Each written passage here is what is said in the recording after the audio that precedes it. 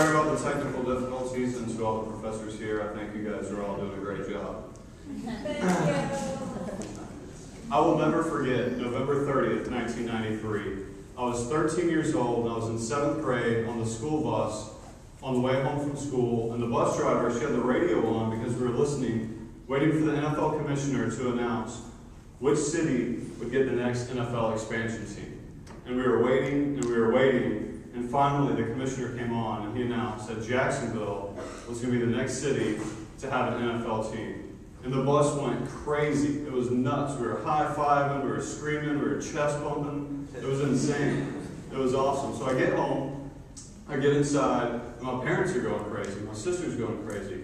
So my dad loads us up in the car. We go downtown to what was in the Gator Bowl. I know some of you guys know what that is. Some of you might not. And the whole city went nuts. It was insane. There was fireworks. We were singing Dreamweaver for the owner, Wayne Weaver. It was crazy. But 17 years later, we all know that we face a dire problem. I'm no expert. I'm a huge Jags nut, as you can tell, and I'm a public relations fan. I'm a PR student here at UNF. And so I thought I wanted to come up with a solution to help save the Jaguars. And today, I would like to introduce to you that solution. All right. No, my clicker's not working.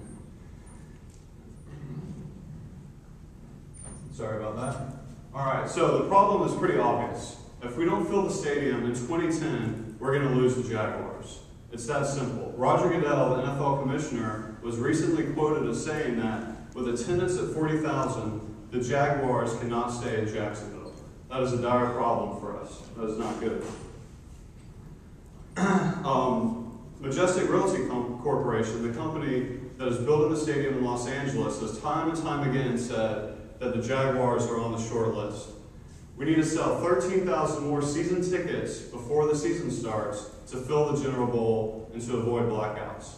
Of course, part of the problem is the recession. I'd be remiss to not mention the recession. Right now, there's 9.5% unemployment. Consumer spending has been up for 5 months straight, but still, it's nothing like it was 3 years ago. We have to take that into consideration.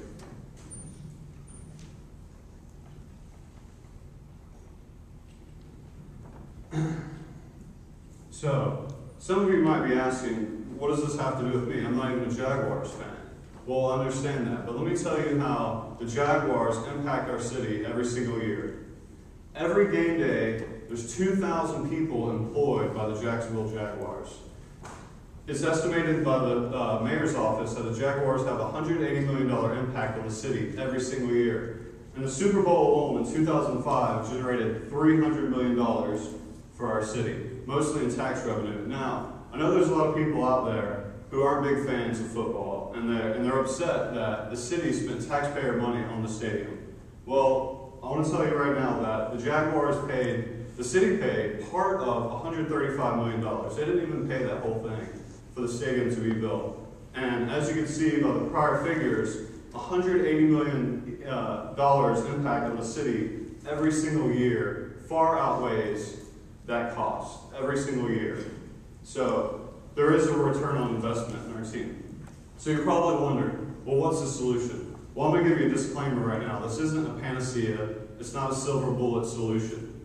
This, if implemented with Team Teal and the Teal Deals plan, can save the Jaguars. Team Teal is doing a great job right now of generating season tickets. They're far ahead of where they were last year. But at the end of the season, at the end of the preseason, we're going to need to start worrying about individual ticket sales to lift the blackouts. And the solution's right here in this room. The solution is you, college students. There's 111,000 college students in Jacksonville. That's huge. 80,000 alone at FSCJ. I think I pronounced that correctly. 111,000 fans that haven't been reached by the Jaguars. I know that I haven't been touched by the Jaguars as a college student here at UNF. So what I'm proposing is that we offer deeply discounted tickets to UNF students. As you can see, this has been done before, but there's a problem with this. Last year this was offered to UNF students, but A, nobody knew about it, and B, anybody could call up and get these same prices. So if you ask me, that's not really a discount at all. So I'm proposing that the new discount be much more dramatic, especially the $20 ticket. I know a lot of you guys would love to pay $20 to go see the Jaguars, and I guarantee you beer sales will increase. I know that's right. But as you see, as the ticket prices increase, the discount has to decrease, because you can't have some college kid drinking up a storm next to some guy, who paid $100 for his club seat, and the guy next to him paid $250 for his club seat. That's not going to go over well. I don't know why I'm still holding this thing. All right, so right now, the Jaguars have to establish a relationship with all the college students in Jacksonville. They have to establish that relationship and maintain that relationship by doing lots of special events on all the campuses. They have to get out there, and they have to let the college students know that the Jaguars have love for them, and they're going to show that love by offering deeply discounted tickets.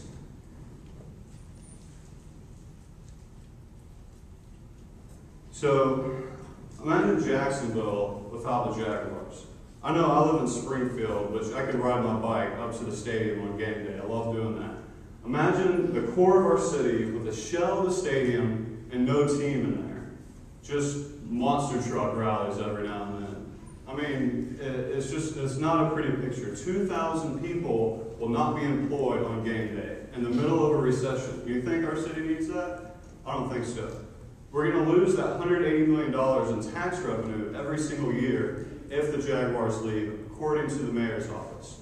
And being a PR guy, I can just imagine the bad press that this would bring to our city. I mean, we're going to be known as the hick town that couldn't support a team, wasn't vibrant enough to come in, get together, and support their home team. It's an honor to have an NFL team, and we cannot let this slip out of our hands. But the good news is that we can do this right now. We can implement this plan right now, as I said, along with Team Teal and the Teal deals, to bridge the gap between season ticket holders and single game tickets so that we can avoid the blackouts. Now, I'm very honored to be the stepfather to a beautiful stepson, Matthew. As you can see here, Matthew is a huge Jags fan too. He gets his good looks from his stepdad. He has his Jaguars cap on. We just finished hooking up the ornaments on the tree. I actually, coincidentally, have my Jaguars shirt on. And that's not a Jags game up there on the TV. It's actually a Florida game. That could be another route. The whole Tim Tebow thing this Thursday. But that's another story. And being a public relations major, I want to look at tactics, long-term relationships, and I'll leave this up to the scouts. So, but anyways, Matthew is a huge Jags nut. He's 7 years old. He has Maurice Jones-Drew jersey signed on the wall. We go to all the games, and this happened. He became a Jags fan when he met Maurice Jones-Drew. He had an experience. The Jaguars created an experience, and he met Maurice Jones-Drew.